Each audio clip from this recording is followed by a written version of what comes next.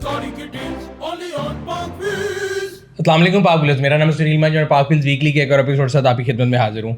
आज के वीकली का दोबारा टाइटल जो है, अगर एक ही टाइटल को सुनना हो तो वो प्राइस इंक्रीज है। बेशक वो पेट्रोल की प्राइस हो, गाड़ियों की प्राइस हो या डॉलर की प्राइस हो, हर तरफ महंगाई का जोर जोर है। अगर मैं आसान लफ्ज़ में बताऊँ तो पाकिस्तानी रुपया जो अपनी कदर जो है बड़ी तेज़ी से खो रहा है। हम ज़्यादातर चीज़ें जो अपने इर्द गिर्द देखते हैं, इस टेबल भी अगर मैं देखूँ तो बहुत सी चीज़ें ऐसी हैं जो कि इंपोर्ट ही होती हैं, लोकल नहीं बनती। सो जब आप एक इंपोर्ट बेस्ड इकॉनमी होते हैं और आपका पैसा डिवैल्यू हो रहा होता है तो आपके लिए हर चीज़ महंगी हो जाती है। डॉलर ओपन फ्लोट किया गया और वो तकरीबन 270-72 के रेट पे आज जो है ट्रेड कर रहा है। तो तकरीबन आप समझ लें कि 15 से 20% डिवैल्यू हुई आपकी जो है करेंसी एक दिन में। तो एक समरी भेजी ओगरा ने जो कि 86 रुपीज़ की इंक्रीज़ की समरी थी। ये जो समरी होती है ना, ये एक सियासी मकसद के लिए भी इस्तेमाल की जाती है, बिकॉज पेट्रोल की प्राइस पे हर किसी की नज़र होती है। मेरा अपना अंदाज़ा ये था कि 30 से 35 रुपए का इंक्रीज़ आएगा। सबको ये पता था कि जी 86 रुपए की समरी आ गई है और ये एक्सपेक्टेड था कि जब पेट्रोल ऊपर जाना है तो पेट्रोल की शॉर्टेज हो जाएगी। जो पंप मालिकान है वो पेट्रोल नहीं देंगे। हर किसी को नज़र आता है कि उसके पंप के ऊपर इतना ज़्यादा पेट्रोल मौजूद है।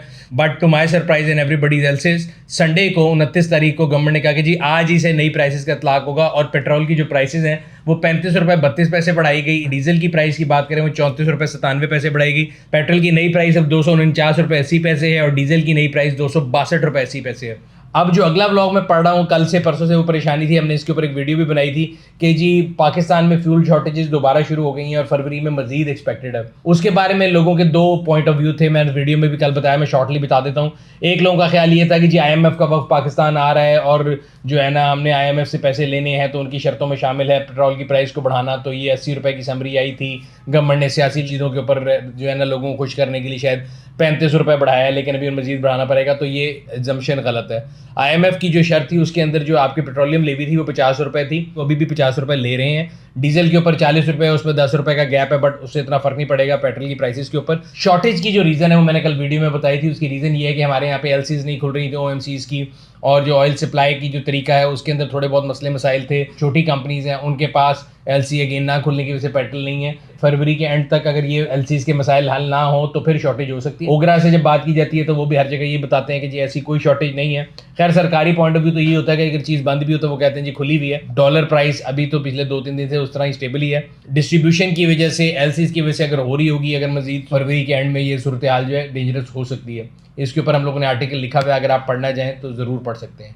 ऑटो इंडस्ट्री में ख़ास तौर पे ये एक्सपोजर बहुत ज़्यादा है और उसकी वजह से गाड़ियों की प्राइसेस जो है ना वो बार बार इंक्रीज़ होती हैं और लोग सवाल पूछते हैं कि जी कहाँ रुकेंगे।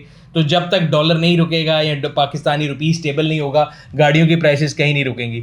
टू द एक्सटेंड के टोयोटा के बारे में लोग कहते थे कि मैं शायद उनका कोई रिश्तेदार हूँ और मैं उनके बारे में बोलता नहीं हूँ। लास्ट भी मैंने उनकी प्राइस इंक्रीज़ के बारे में बताया था। एक ही महीने के अंदर 2 दफ़ा टोयोटा की प्राइसेस इंक्रीज़ हो गई हैं। टोयोटा के बाद होंडा ने प्राइसेस इंक्रीज़ की थी, होंडा के बाद किया के बाद ह्यूंडे के बाद साज़गार के बाद पीजो की प्राइसेस बढ़ी, यूनाइटेड की प्राइसेस भी बढ़ गई हैं। अब ये जो इंक्रीज़ है ये भी प्रोपोर्शनेट नहीं है कि जी कोई कम कर रहा है कोई ज़्यादा कर रहा है, वो क्यों कर रहा है। तो एक सिंपल सी लॉजिक ये है कि जिसके पास पहले से CK टिकट पड़ी भी है पुरानी प्राइस पे तो वो तो आपको पुरानी पे भी दे सकता है, लेकिन वो to be on safe side थोड़ा बहुत पास कर रहा है। जिसने अपनी सारी किट कंज्यूम कर ली हुई है और नई किट इंपोर्ट करनी है तो उसके लिए तो नया डॉलर पे होनी है, तो आपको 100% जो है उसका इम्पैक्ट पास कर रहा है। और नए आने वाले इदारों के अंदर कम होता है चांस कि उन्होंने ऑब्वियसली किट ज़्यादा नहीं मंगाई होती तो वो ज़्यादा पास करेंगे। जो पहले से मॉडल चल रहे हैं उनकी CK टिकट्स पहले से आई हुई हैं तो वो कम पास करेंगे।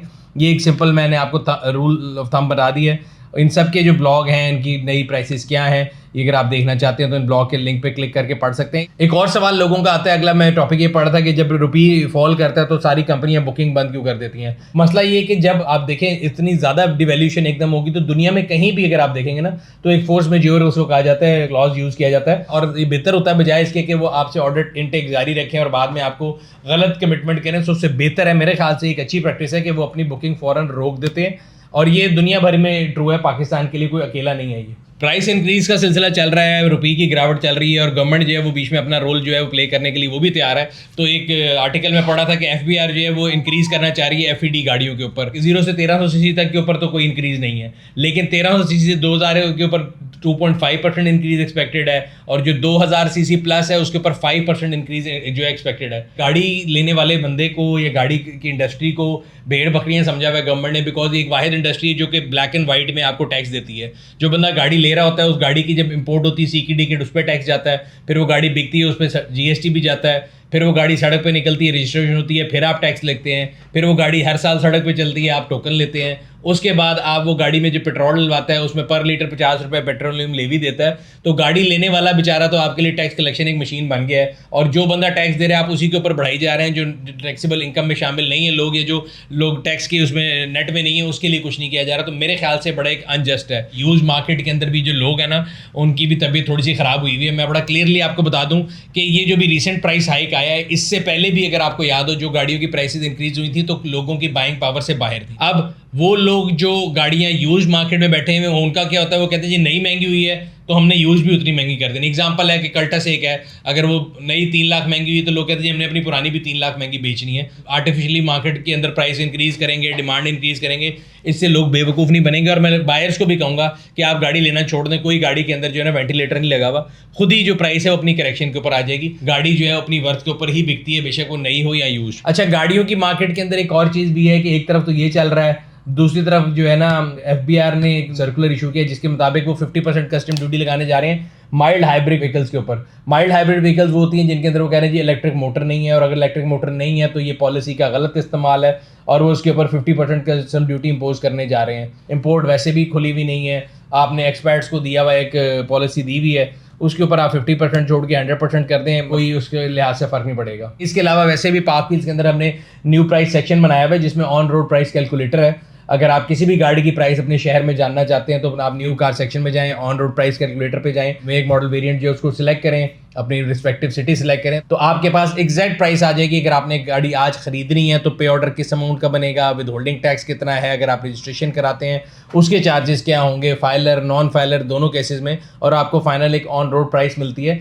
तो ये हम लोगों ने आप लोगों की कन्वीनियंस के लिए बनाया ताकि आप जब गाड़ी खरीदने जा रहे हो तो आपके माइंड में आपको क्लियरली पता हो कि आपको कितने पैसे रिक्वायर्ड है। पाक व्हील्स ऑटो स्टोर के मैसेज की तरफ चलते हैं। आज की जो प्रोडक्ट है ये मैं अपनी गाड़ी में खुद इस्तेमाल करता हूँ और ये प्रोडक्ट मेरे दिल के बहुत करीब है। AMSOIL जो है ये बड़ा रिनाउंड ऑयल है और अमेरिकन एक कंपनी है। इसकी सबसे बड़ी खासियत ये है कि ये बहुत ज़्यादा माइलेज के लिए चलता है। तकरीबन अगर आप अपनी गाड़ी में इसको डालते हैं तो 10,000 किलोमीटर तो आप भूल जाएं कि इसको आपको चेंज कराने की ज़रूरत है। वैसे तो लोग 15-20 हज़ार भी चला लेते हैं, लेकिन विद अ कैविएट जब आप फिल्टर डालेंगे इसके साथ वो भी AMSOIL का होना चाहिए। कि लोग देसी फिल्टर लगा लेते हैं फिर कहते हैं कि जी हमने इसको चलाया तो गाड़ी ख़राब होगी, लेकिन ये बहुत ही आला प्रोडक्ट है और मैंने इसको खुद भी इस्तेमाल किया। और लास्ट टाइम मैंने अपनी BMW के अंदर डाला था और मैंने पाक व्हील्स ऑटो स्टोर से ऑर्डर किया था और बड़ा ही एक अच्छा रेट मिला था। मार्केट में मुझे याद है इससे बहुत महंगा मिल रहा था। तो अगर आप भी अपनी गाड़ी में AMSOIL डालना चाहते हैं तो नीचे लगे हुए लिंक पे क्लिक करके आप अभी ऑर्डर कर सकते हैं। अगर आपको गाड़ियों के एक्सेसरीज ऑटो पार्ट्स के अंदर इंटरेस्ट है और उसकी वीडियोस देखना चाहते हैं तो पाक व्हील्स ऑटो स्टोर का जो चैनल है उसको भी जरूर सब्सक्राइब कर लें ताकि आपको तमाम आने वाली प्रोडक्ट्स के बारे में वीडियोस मिलती रहें।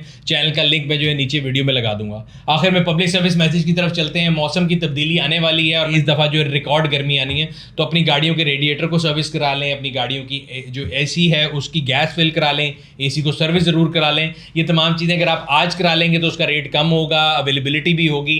जो ही हमारे यहाँ पे जब सीज़न आ जाता है तो हर चीज़ में शॉर्टेज क्रिएट करने के हम लोग माहिर हैं, तो उस टाइम पे शॉर्टेज भी क्रिएट होगी, रेट भी ऊपर जाएगा। दूसरा, अक्सर मैं देखता हूँ कि लाहौर शहर में खासतौर पे आजकल कंस्ट्रक्शन बहुत ज़्यादा चल रही है, तो लोगों के अंदर सब्र जो है ना वो ख़त्म होता जा रहा है और लोग बजाय इसके कि लेन में वेट करें या तो लेन को काट के आगे आते हैं या रॉन्ग वे जाने की कोशिश करते हैं, जिससे ट्रैफिक मजीद जो है वो स्टक हो जाती है। तो कोशिश करें कि नज़्म व ज़ब्त का मुजाहरा जो है जितना हम दूसरों से एक्सपेक्ट करते हैं उतना हम अपने जो है अपने तई भी उसको जो है ना डिस्प्ले करें और कोशिश करें कि दूसरों के लिए मुसीबत का बायस ना बने। ये था आज का वीकली, उम्मीद करते हैं आपको पसंद आया होगा। वैसे तो पसंद आने वाली कोई चीज़ नहीं थी, प्राइस इंक्रीज था सारा कुछ, लेकिन हमने कोशिश ये की है कि आपको तमाम इन्फॉर्मेशन टाइमली प्रोवाइड करते रहें। आपसे अगले हफ्ते फिर मुलाकात होगी, तब तक अपना और अपने गिरदोनवा का ख्याल रखिएगा। शुक्रिया।